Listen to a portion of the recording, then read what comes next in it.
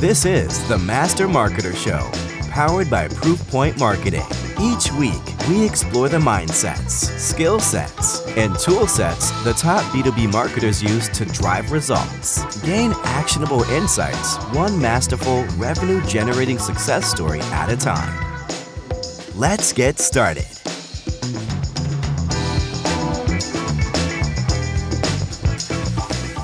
Hey everybody, welcome to another episode of the Master Marketer Show. I am super excited to have Allison Netzer here with me today.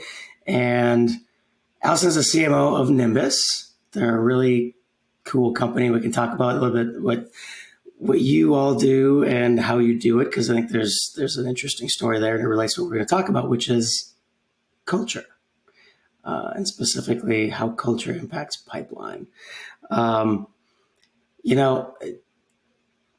I talk to a lot of leaders, CEOs, CMOs, et cetera. And you always hear people talking about, culture is the most important thing, or brand's the most important thing, these kind of generalities, if you will. And when you ask a follow-up question, you try to dive in, well, what does that really mean to you? What does that look like in your organization? Or what would you recommend that we do with that? How do we build this culture that's going to be uber important and uber, critical and effective for our business? You generally get very convoluted, non-committal answers. So I'm curious, what does culture mean to you, Allison? Well, I mean, culture means a lot of things, and it's different for everyone. I think for our conversation, one of the main outputs of culture, because we have to talk about it in terms of output, right? If we're going to make a business case for something, it can't be about feelings. It needs to be about output. And one of the big outputs of culture is employer brand, right? And, we measure employer brand a lot of different ways, but the key thing is we measure it. And because we measure it, we can connect it to pipeline and have some very specific data points to how employer brand vis-a-vis culture impacts your sales pipeline. So we'll have to talk about mindsets on the show. And if I'm hearing you correctly, really one of the core mindsets here is actually having KPIs for culture and measuring said KPIs. Yeah, Yeah, I hate KPIs. So I do. But I'm also a realist, right? And so I think there's a balance, right? I think you can not become a scorecard from a mindset standpoint, right? You don't have to be the scorecard. But I think referencing some scorecards, and as marketers, we have to remember our audience, right? And the language most of the time internally that our audience speaks, and our internal audience is probably one of the most important, if not the most, is they speak in more business terms, something that's more common to them. So for example, you could probably get by if you're trying to sell culture, employee brand to HR by quoting some retention stats from LinkedIn. And that will probably get you far enough with the HR person. But where you need to connect the dots in terms of pipeline is, have you, Mike, ever been in a sales cycle and had the account executive or the sales rep leave? That is awful. Right? That throws the deal in question. You have to rebuild it. Have you ever experienced having to reassign accounts to the new person? That sets you back another 90 days on full productivity, right? More engaged employees are more productive. Productivity is not a bad word. That impacts your pipeline. Sales productivity impacts pipeline. So there's some mindset, there's some nomenclature there, but it's really about meeting your internal audience where they are. Yeah, I think I love that. And from again, kind of coming back to the mindset conversation, it's not about, you're right, not about KPIs, but I think a kind of meta here, but a culture of measurement and inputs and outputs, and sort of, like you said, thinking about it in a more logical way instead of a fuzzy, fluffy way that can't really be pinpointed and described. Can be pinpointed and described, and also has a tough time getting funded, just not to be crass and just get down to talking about money, but talking about it in generalities can probably get you through the presentation, and it probably won't get eliminated, but it's not going to get funded on a consistent basis, and it's not going to be part of the strategy, right? So it has to be part of the strategy. It cannot just be culture, can't be HR, brand can't be marketing, right? Brand and culture belong to everyone. Everyone needs to kind of be in that boat. So what is that, if somebody is trying to build this internally for the first time, or rebuild it, which is usually the case, what does that look like? Like, what is specifically, what does the mindset have to look like? What do they have to be doing to be successful? Sure. Well, as marketers, we have a bad habit of starting from scratch, right? Because it's fun. But most companies, the framework I use is most companies have some type of measurement in place for culture and employer brand. It could be a survey. It can be, there's lots of things. So you do not need to go out and here's what you don't need to do. You don't need to go out and commission a bunch of consultants to come in. You don't have to redo your annual, survey. You have stuff, right? It can be anecdotal, it can be objective, but you have stuff. You kind of know, and you can look at the Glassdoors and the LinkedIn. Start there, right? Because where I see these things get off the rails is it's such a heavy lift to do a rebuild. I really think of it more as an extension, right? You're probably not in existence or much of an existence if you have a god-awful culture. So you're probably doing more things right than you give yourself credit for. What you actually really need to do is refine it and connect the dots, right? Because whether it's the leadership team or the employees, there's a shelf life to culture initiatives. But there's never a shelf life for business success. There's never a shelf life for moving up in an organization and career pathing. And that's really the framework. So you start where you are to understand where you can go. And then you have to be accountable beyond what the technology is telling you. So that's kind of the framework. So start where you are, understand where you can go, and then be accountable beyond the technology or beyond the data. Yeah, I really like the line of thinking around, the initiative has a shelf life, but the culture itself doesn't. It keeps going whether you're doing something about it or not. Exactly. Right. And so I think that's an important piece, because lots of things in our companies won't go unless you focus on it and, turn the crank. For better or for worse, culture is always cranking. So the business problem or the business opportunity is, do you jump in and do you, connect it to the right strategies in your organization, or you just kind of let it ride off on the side? And that's really the mistake, right? Is having it in adjacent as opposed to part of the core business strategy. Yeah. And, I kind of see it and hear about it where, culture is either created purposefully or it just happens and gets just built up by, inertia, if you will. And yeah, you could get lucky having it build up in the right way with inertia, but usually that's not the case.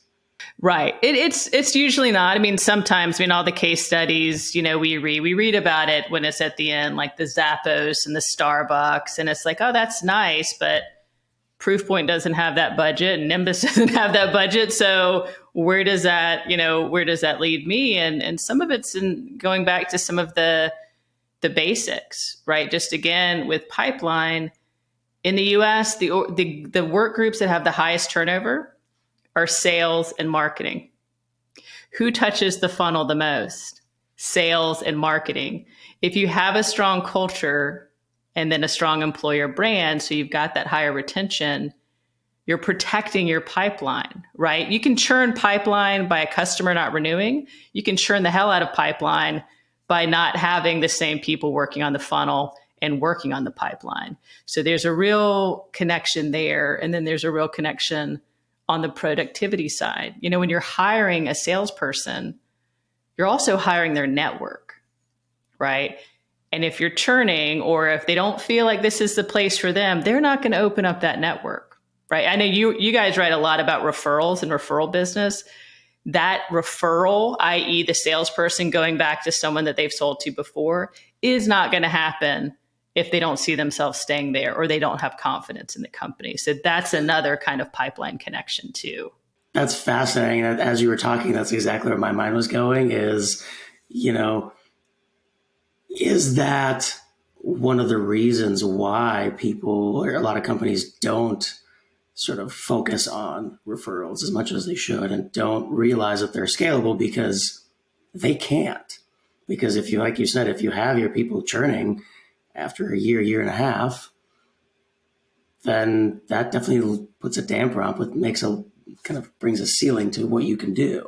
Yeah, it does. I mean, if you think about culture as being a proxy for scalability or, being here, right? Abilities to succeed. There's so many audiences that impacts, right? If the investors can't see the end game because of cultural issues, right? And we talk about cultural issues. What do we mean? High turnover, low engagement, i.e. low productivity. Basically, you're missing your numbers, right? When a company misses their numbers, they're missing their culture. And when they're missing their culture and missing their numbers, they're going to miss on the investor side. They're going to definitely miss on the referral side. They're going to miss on hiring, all of the things. So I know we're kind of making this a large thing, but it is because, until the robots are running things, we still have humans doing work. And you need humans to use ChatGPT.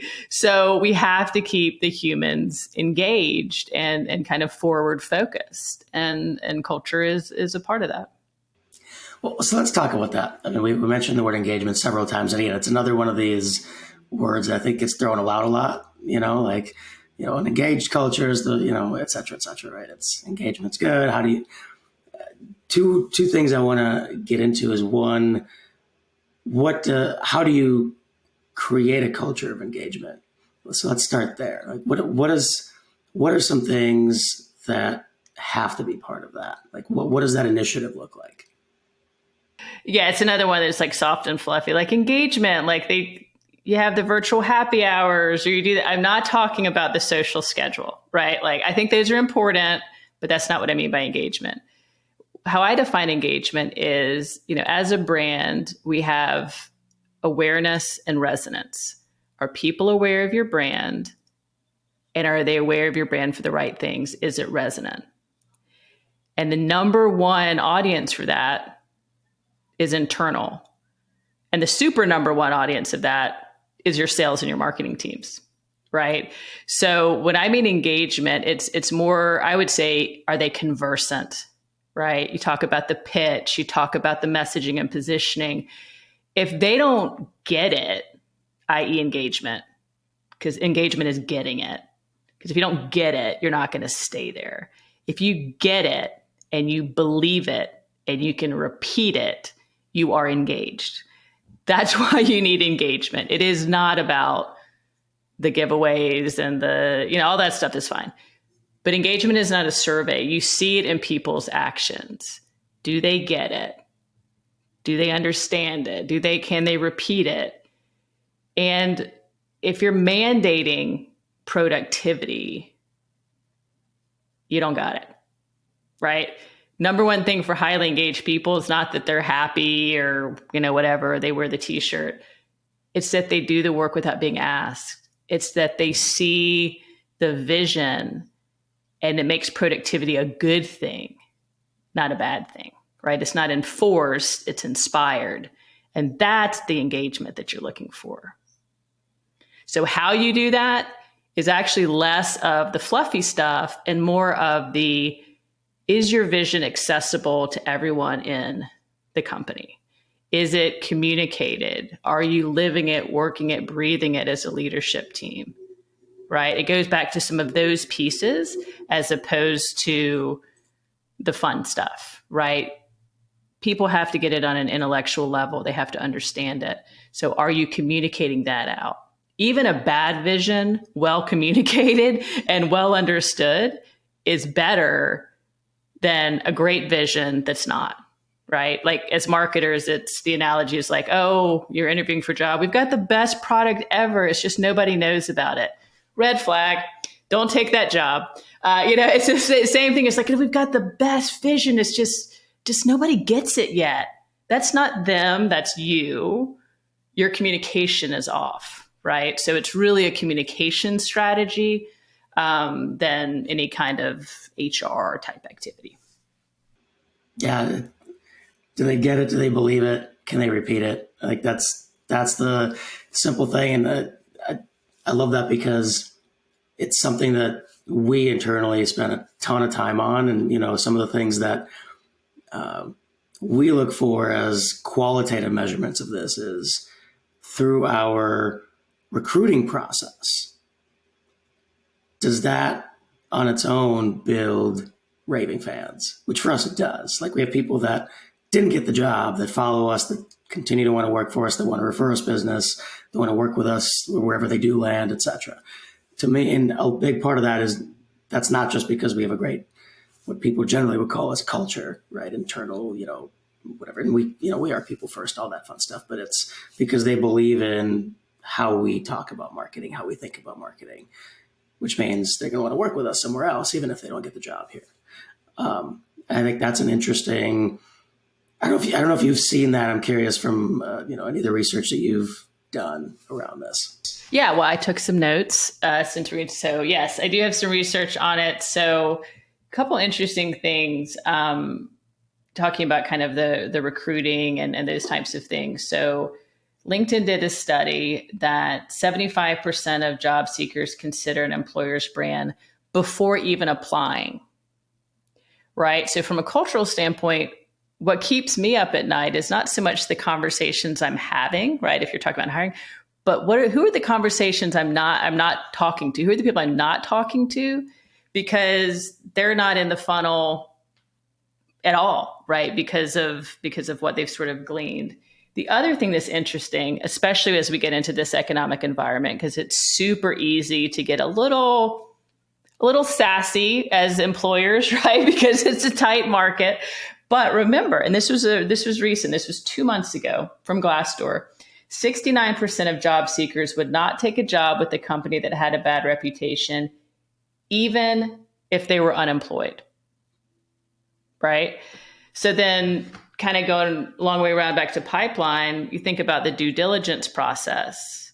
I don't have data to support this, but I could imagine that in the due diligence process, and I've seen this, that the same thing happens. They're looking at that too, right?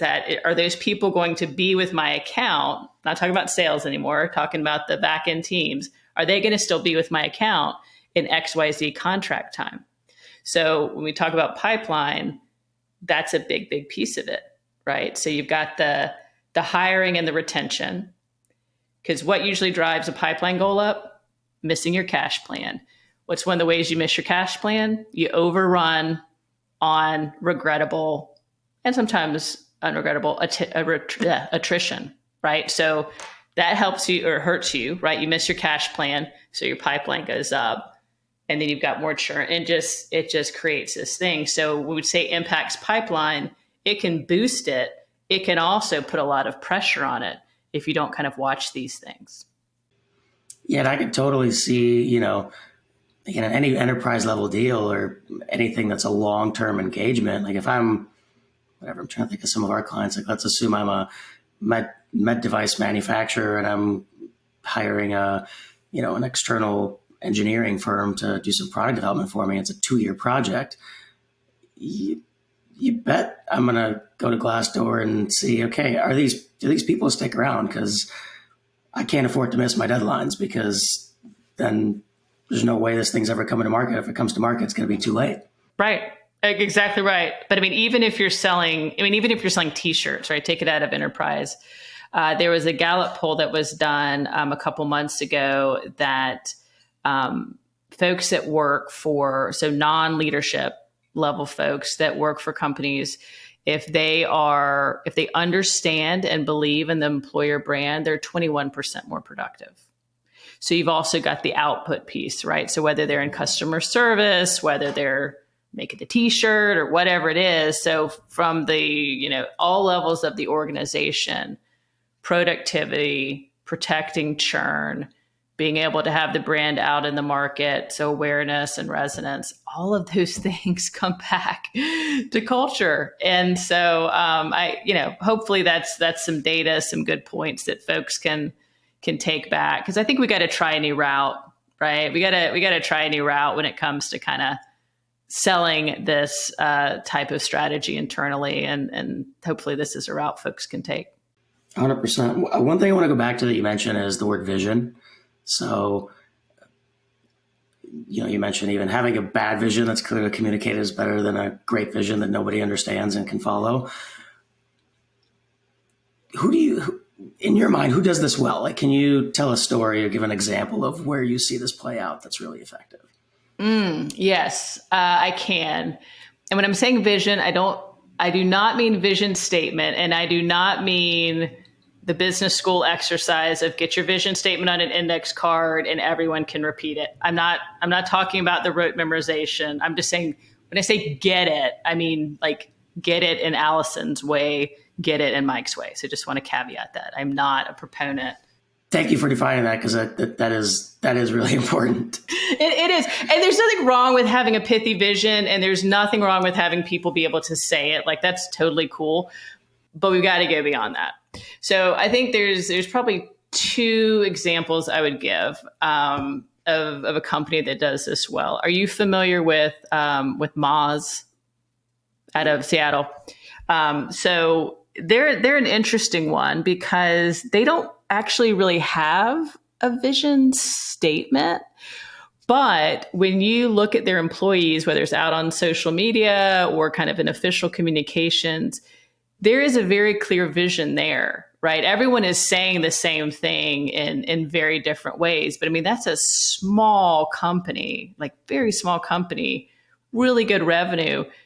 Number 2 or 3 in their category by Market Watch. So we're not just talking about like some tech company with some growth, like over time has really built it. And so I think they do it well because their vision is really more in their actions and the very different way that they go to business. Another one is from the UK. It's called Impossible Drinks. Haven't heard that one. Yeah. I was like, oh, I'll go with Zappos. No, I'm not going to go with the Zappos example. I love Zappos, but we got it. So check out Impossible Drinks. Their vision, so it's obviously it's drinks and smoothies and juices, which is a fairly saturated market. But their vision is really to kind of lean into the fun part of juices and smoothies. Like, you remember when they first came out, it was like, oh, that's fun. It's crazy. And there were crazy flavors and you didn't put protein powder in everything. And it wasn't about macro, right? It was just like, oh, smoothie's fun. So they're going back into that. Their headquarters is nuts. It's called like the Fruit Tower. Totally Google this. It is wacky, but everyone that works there, like, gets it, can repeat it. Like, it's very, very clear what their vision is, even though their vision statement isn't, all that compelling, but it's definitely well communicated in terms of what they're really trying to do. So I love them. Yeah, I think the important part that you said there is actions, because going back to what you said earlier, they got to get it, they got to believe it, and they have to be able to repeat it. I think there are plenty of times where, you do the whole put the vision statement on an index card, everybody can repeat it. There's a lot of people that can repeat it, but do they get it and do they believe it? And they can't neither get it nor believe it without the actions, without purposeful action from leadership and, really everybody on down from there. Yeah, no, absolutely. And again, going back to Impossible Drinks, if you don't believe it, you would never want to work in the Fruit Tower. I mean, you just can't get away from it, right? And so, I agree with you. Vision is not a leadership exercise. That may be how you kind of write it down, but if it stops there, if it stays there, that's not a good situation. Yeah, at least I feel like it starts there for sure. Like it's got to come down, but then but then it has to be disseminated in a way where everybody can take action on it and feel like they're contributing and all that. Yeah, because you put a lot of pressure on yourself as a leadership team if your vision is, ABC wants to be the number one whatever, or change the world. Like, those are great. But what it puts pressure on culturally is that you have to make sure that every single person in the organization has the resources, has the autonomy, has all of these things. So I actually am a proponent, and visions are living things, right? It's vision, is try to maybe start a little bit smaller, right? Because if they have to believe it, then it has to be believable for the job they do.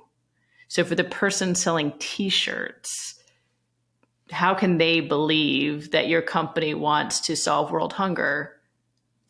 Right? Like, maybe maybe you can make that happen, but that's sort of how you have to think about it. So I actually kind of take an opposite approach of what is kind of that attainable vision that everyone can believe, everyone can repeat, everyone can get some success with it, and then keep going from there, which is kind of in the face of all the business. It's like, no, your vision should be aspirational. Sure, everything's aspirational in the business climate. Right? There's no guarantees. So waking up and coming to work is an aspiration. So I kind of it was for me this morning. So I challenged that a little bit. It's like, why would you always put the goalpost so far that nobody can get it? Like that, that's not fun. So get it. Then you can kind of, keep moving it forward. Moz, again, a good example of that, right? They have definitely changed over the years in terms of what their vision is. So.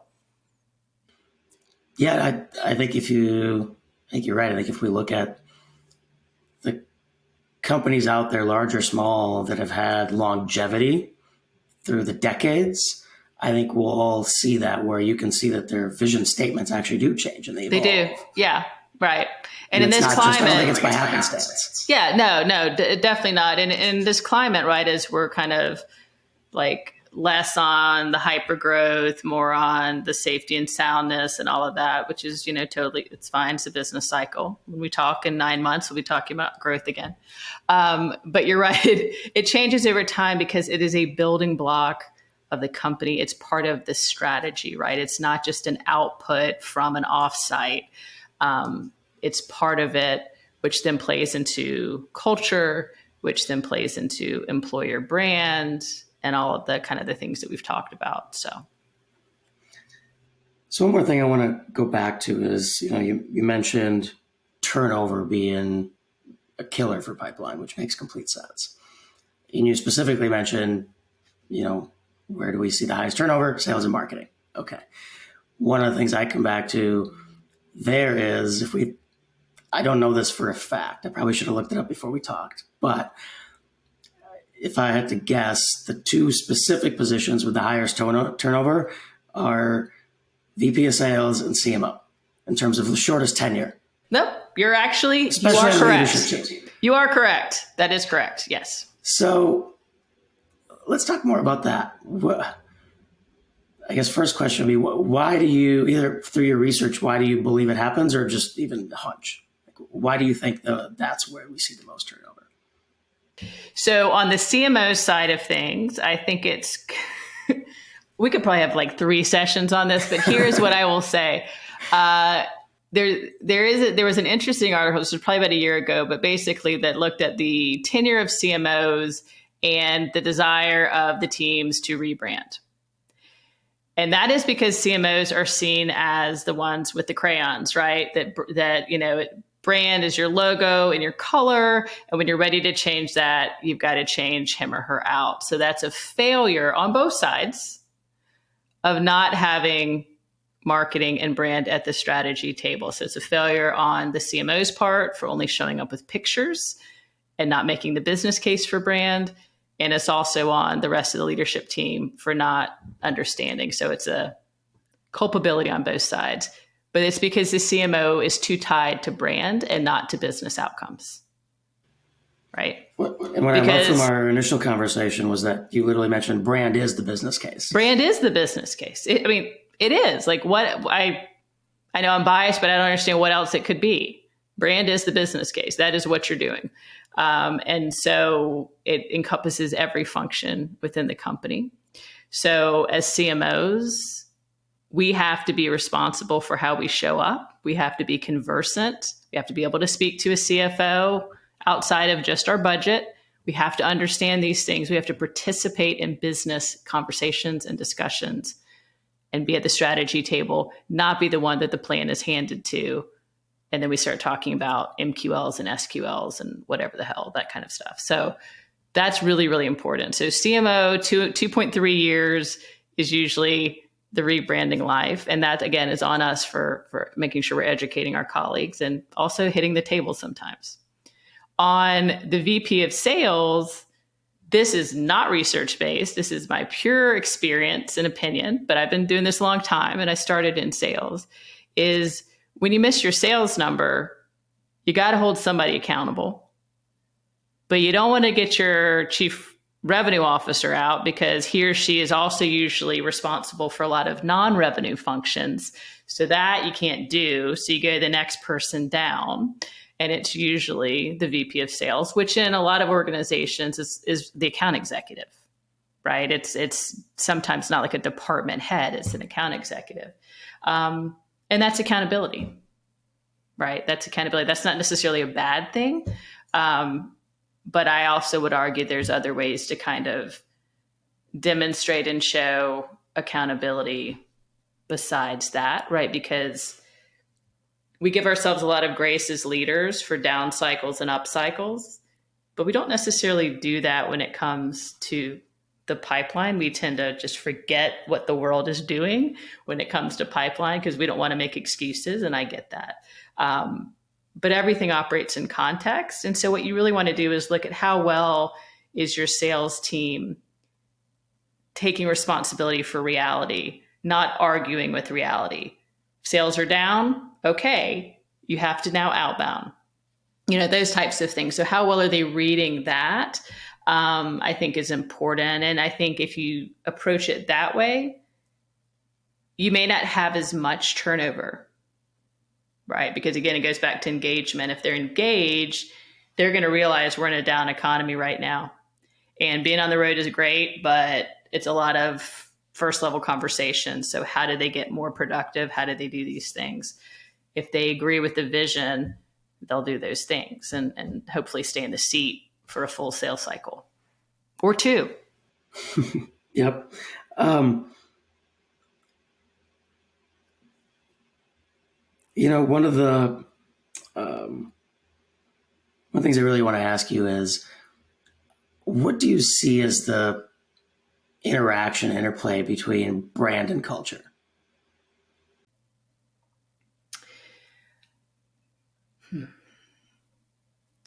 So talking to you, I would say that they're really synonymous, that it's actually one is maybe a misnomer for the other. We tend to think of culture as internal brand and brand as external, but they're actually the same thing. I think it's all brand.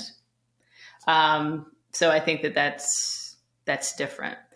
If I was talking to other people besides you and all of your podcast listeners, again, going back to my internal audience, right? If I was sort of pitching a new initiative or trying to pitch for money for brand, money for culture, first of all, I would say always go for brand. Don't pitch for money for culture. I can't help you. If you do that, it's just not going to end well. I would say that in all seriousness, that culture is actually an output of brand in many cases. And so by doing the hard work of establishing the brand, even if you don't care about culture as a person, of course, no one says that, but even if you don't care about culture, everyone cares about brand because, again, what does it say about you if you work for a brand that, no one cares about? So culture is an output of brand. I was hoping you'd say that. So I love that. Good. Well, we didn't practice this beforehand, so I'm really glad that I did. But it is. It's an output, and if you kind of think of, I come from a family of engineers, so I tend to think of things in like value equations. So, you've got brand to culture to employer brand, right? And so it's kind of like this continuous output. Right. And all of those outputs impact pipelines. So you want to start at the very beginning of the value equation and follow it all the way down. I keep wanting to get into a little bit more tactical skill set conversation here, but you keep giving me tangents to go on. So I'm going to go on one more here. Not really a tangent per se, but you mentioned brand, culture, employer brand.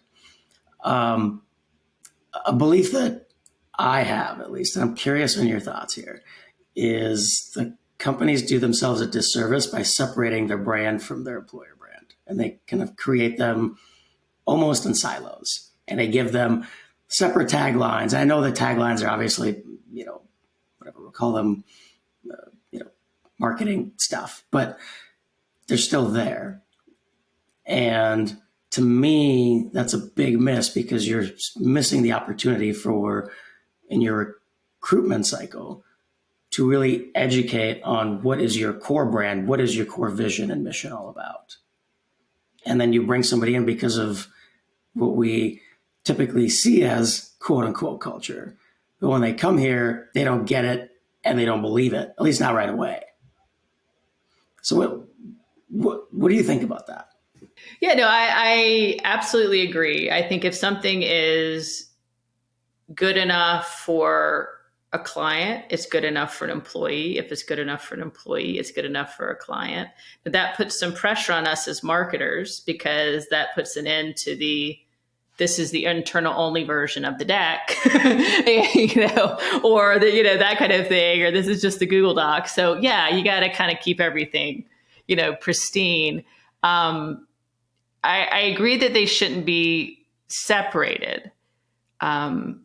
Because to your point about the interviewing process, everyone talks about the 90-day productivity cycle or the whatever. Man, if in that interview cycle, you can get someone up to speed on not just like the mission, vision, value statement, but really get them into the vision so that 2 to 3 to 4 week period, that's what they're thinking about. They're starting to think of ideas and they can hit the ground, maybe not with all their logins, but they've got it up here.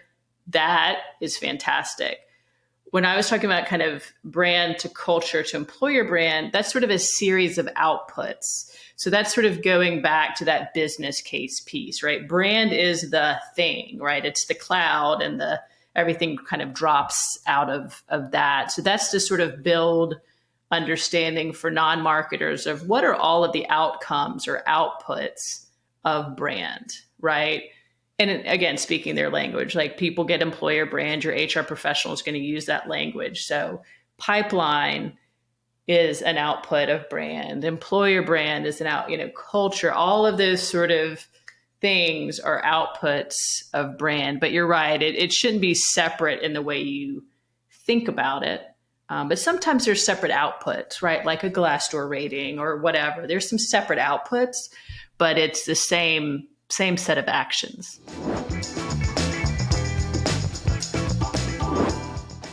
So let's get into some slightly more tactical things here. From a skill set perspective, if you are a leader, and I'm not going to define whether that's a CEO, a CMO, whatever, founder, whatever. If you're a leader and you are working on building brand and culture, because I totally agree with you that they're really synonymous in my mind. You can't really have one or the other. It's a chicken and egg problem for me. What are the most critical skill sets you should have? I think the first one is empathy, right? And again, this goes beyond as leaders, we'll take a call in the call center once a quarter or talk to me like, those are all good things. I do those things. There's nothing wrong with that. But going back to sort of you can be empathetic to people, but you can also be empathetic to context, right? So being a student of the game, understanding what's going on in the broader context in the world, in your company, in your department. So really kind of being empathetic. And there's ways to do that right in your conversation. Something that our CEO, Jeffrey Kendall, does a lot is tell me more about that, right? Whether he's talking to a client, whether he's talking to the leadership team, he just has an innate curiosity, the output of which is he's a very, very empathetic leader. Now, he's not always like, yeah, sure, do whatever. He's not like that at all, but he's very empathetic and therefore he's very fair. And people don't talk about fairness a lot when they talk about brand and culture.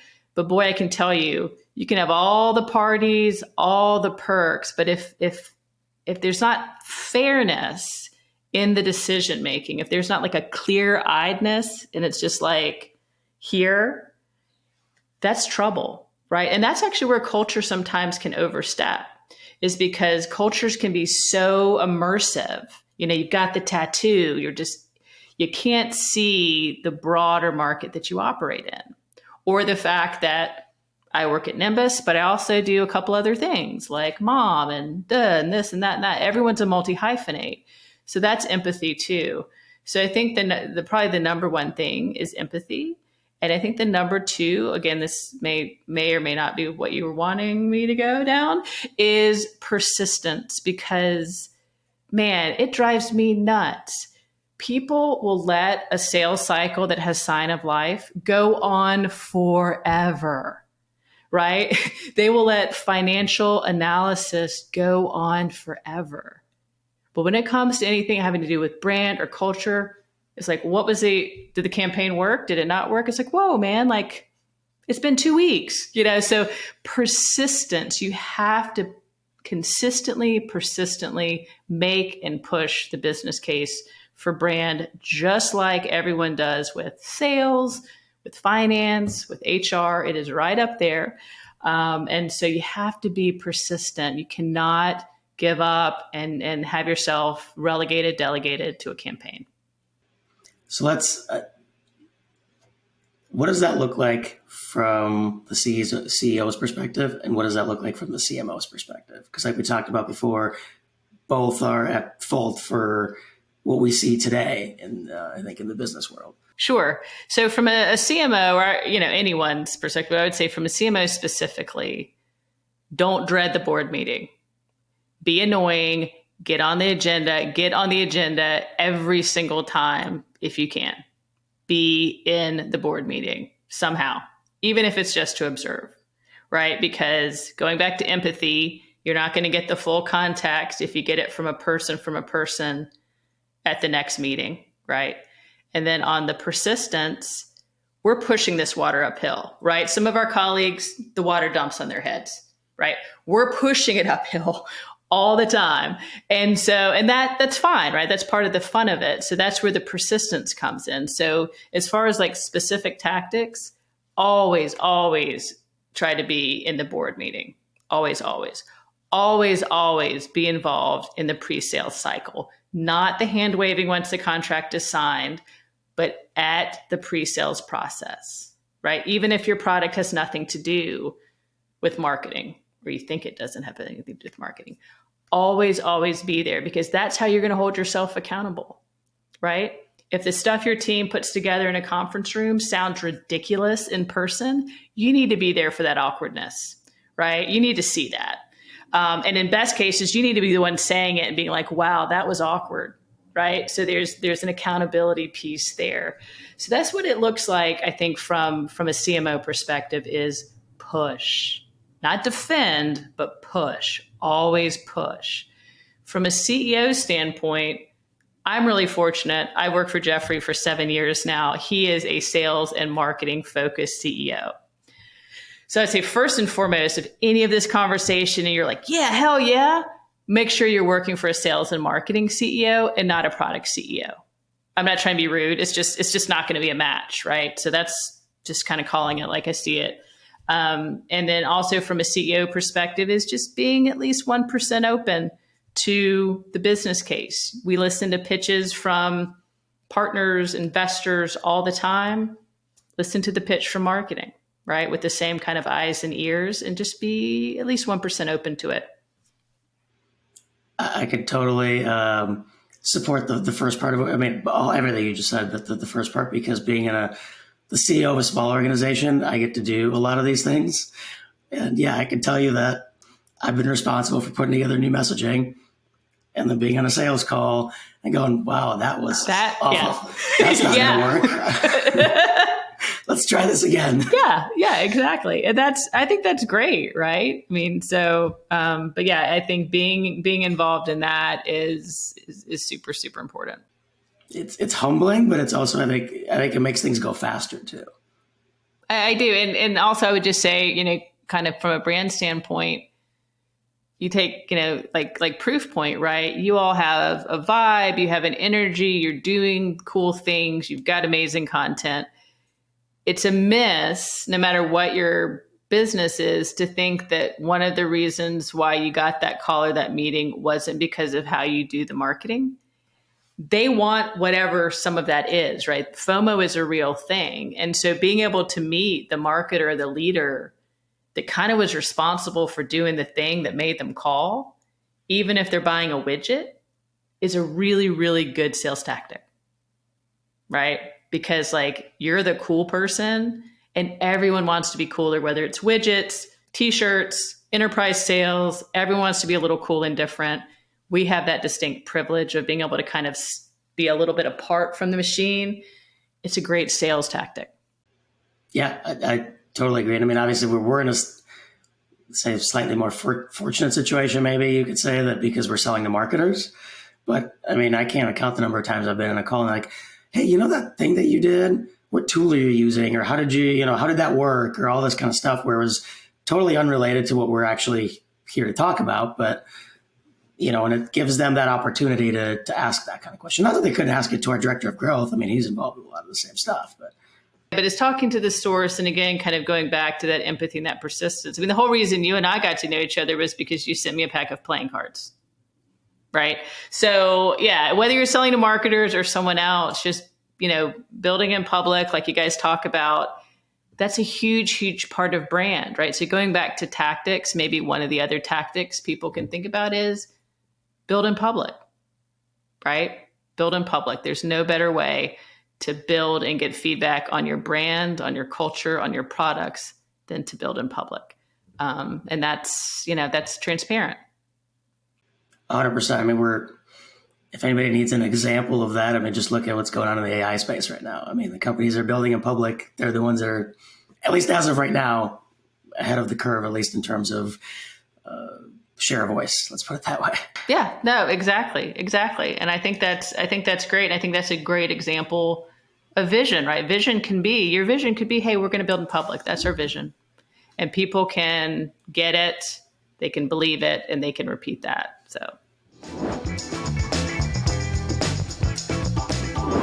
Yep. So let's talk really briefly about tool sets. So we talked about mindsets, talked about skill sets.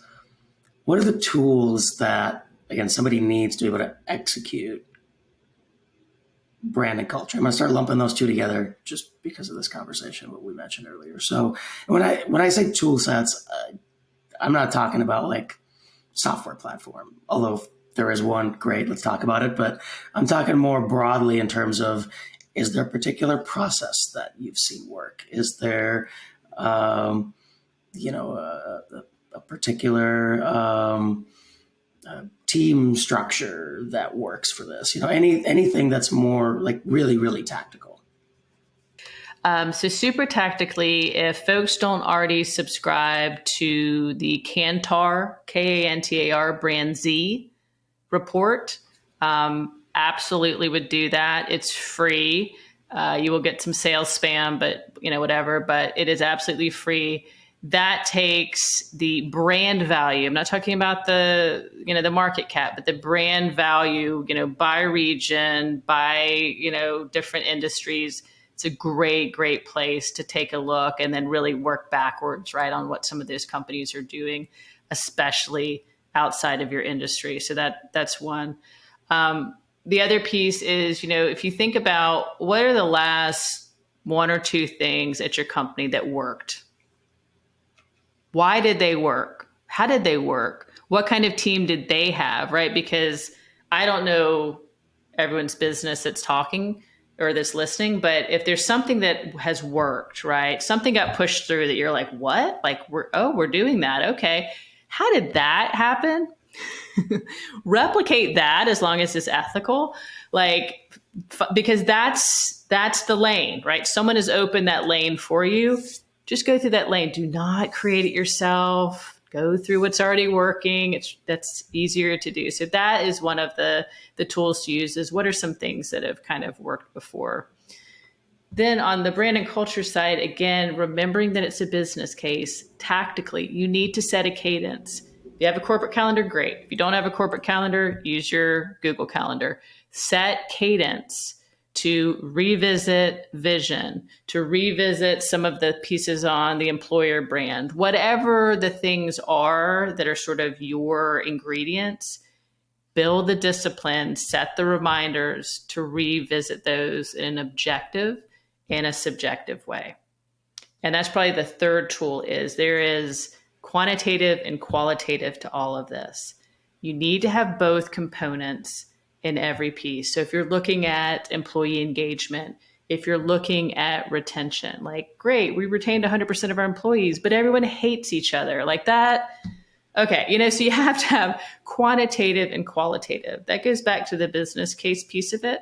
But it also, some are leading indicators and some are lagging indicators. So if you do both of those, quantitative and qualitative, and you revisit it on a consistent basis, just like you would anything important in your company, you'll start to make a lot of progress. So I'm curious, you mentioned you don't love KPIs and it's not all about the dashboard, but what does your dashboard look like? My dashboard? For when it comes to this. Am I gonna have to pull this up? My dashboard. So we do have a dashboard when it comes to culture. So we have a head of people and culture, which I am not that person, so you can probably tell. But we look at a lot of the things that we talked about, right? So things like regrettable attrition, time to hire. If it's regrettable attrition, kind of the key reasons, a lot of what other people think about. But I also keep a secret category in my scorecard on brand, and this is specific for awareness and resonance, is I keep a folder, super low key, on just things that happen out in the market. Like I walk up to someone at some conference and they're like, man, Nymbus is great. I didn't hear about you guys 2 years ago, whatever. I send myself an email with that interaction. My whole team does that, as does the sales team, right? We see things out there, and I'm sure there's technology that can measure this, or a robot you could send after it. But to me, it's just sort of like, what is the vibe out there? Again, being empathetic to the context. Like, I can look at all the numbers I pull and I'm like, I look great, but that doesn't really matter, right? So like, what's really kind of going on? So other things, like, you could look at it, how many earned placements and those things, but like, are you getting asked to speak at places? Are you not? Like, are you getting real award, inquiries? Not the, hey, congratulations, I've never talked to you, you won CMO of the Year. Not those, but like the real ones. Just that kind of mix, right? And when I'm presenting on our scorecard, I give kind of like, hey, look, I think we're at about a 7 of 10. We've got data that shows we're a little bit north or a little bit south, but my feel, and that's again going back to credibility of the CMO, you've got to be able to, salespeople call it call the ball, right? You've got to be able to call the ball in your own business and have a mix of quantitative and qualitative, and always include that when you're presenting. Right? Because you want to be the go-to person for a read on your business. You do not want other people assessing where you are with your business based on MQLs or whatever, right? Because then we justify it and we defend it. And then it's like, well, everything marketing says is BS because you've got a reason for why the leads aren't there. It's like, lead with your call the ball, we're at a 7 of 10 or whatever, and then explain it. I love that. And I think that's also from a consulting firm or an agency perspective. I think that's also really, really critical. Yeah, exactly. I mean, you see it all the time where, And look, I've been in that boat in the past, where you're on the defensive. Yeah. And it's usually because you haven't done your own homework. Right. Yeah. It's usually because you haven't done your homework and or you're seen as the student, not the teacher. Mm-hmm. And I don't mean that in an egotistical way. Like, we can all learn things. But if you are a subject matter expert, and I've got to hope that you are, if you're listening, and if you're a CMO or anyone else in marketing, there are ways to demonstrate that consistently and elegantly without looking like a jerk.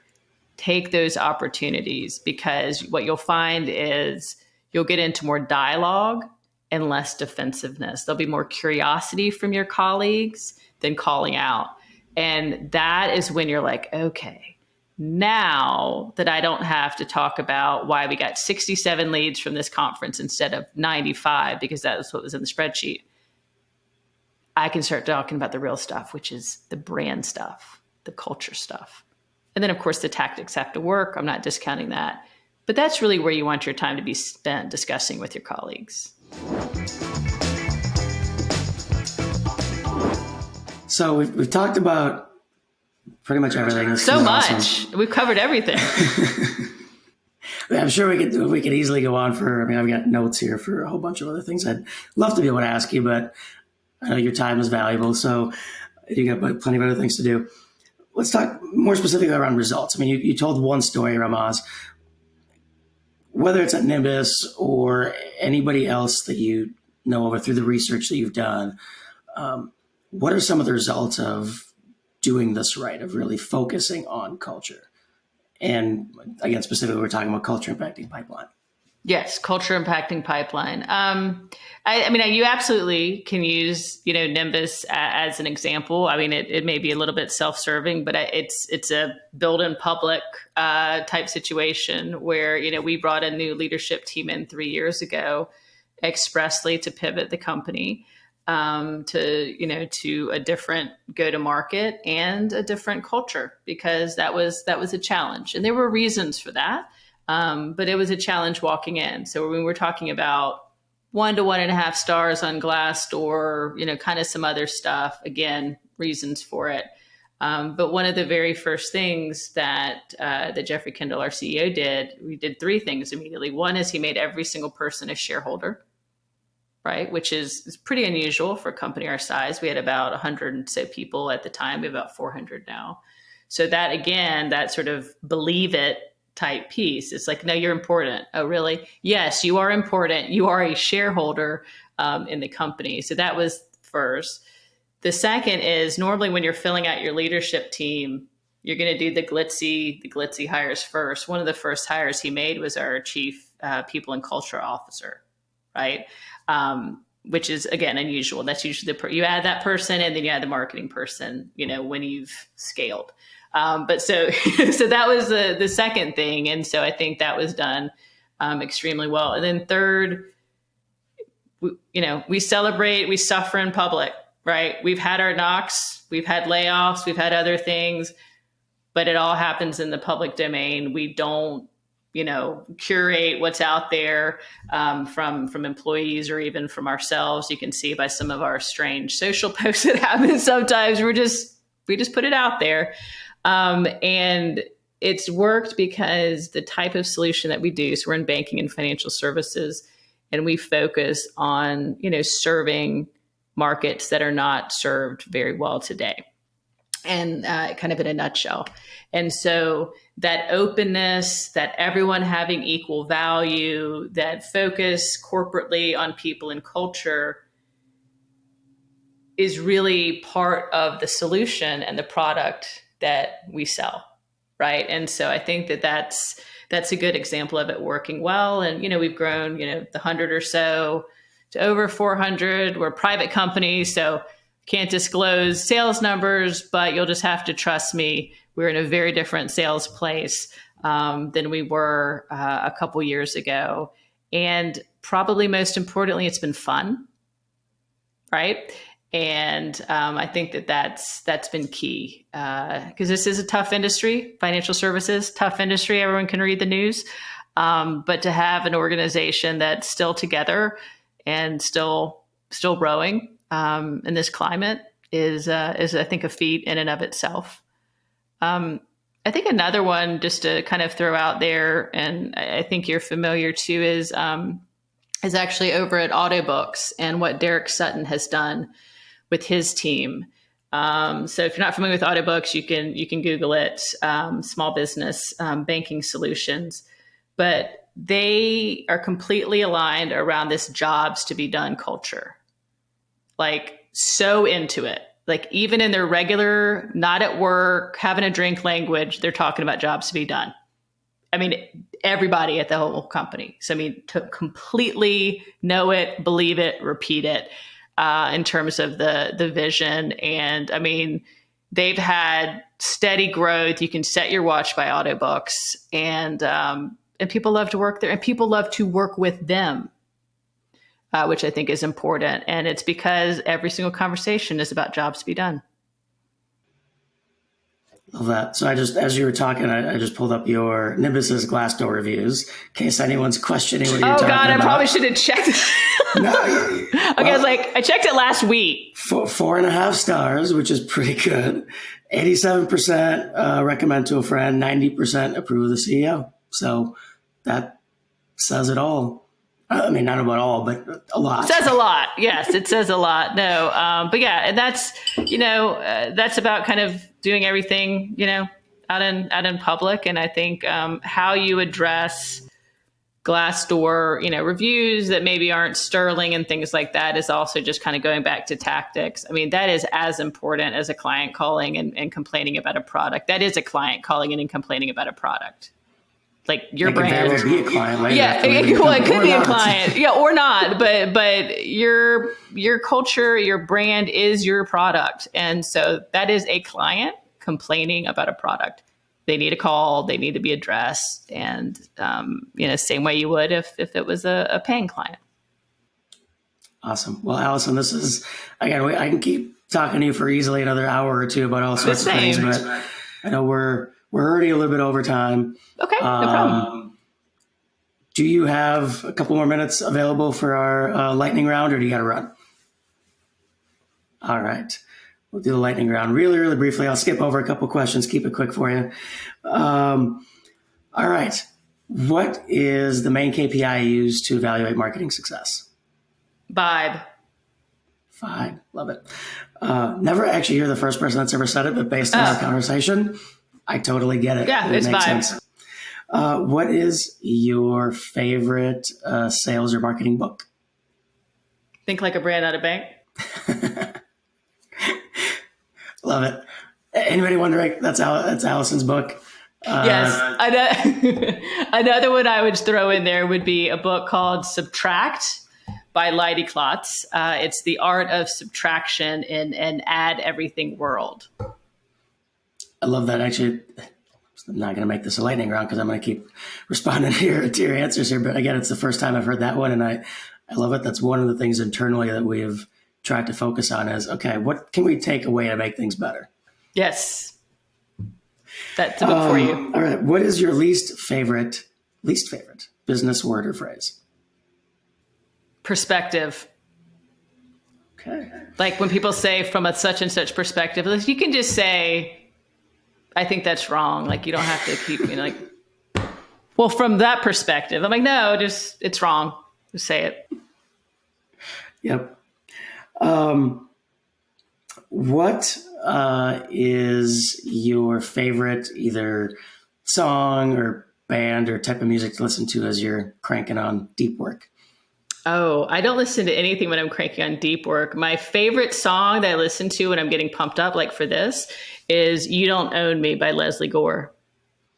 Okay. Awesome. You're just like, you're trying to get pumped up for this. Yeah, I tried to get pumped up. This is me pumped up.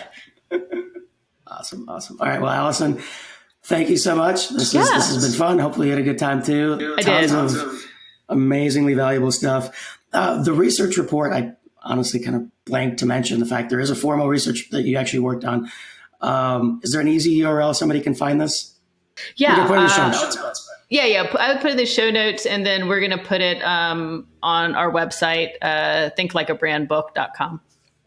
Got it. All righty. Awesome. We'll do that.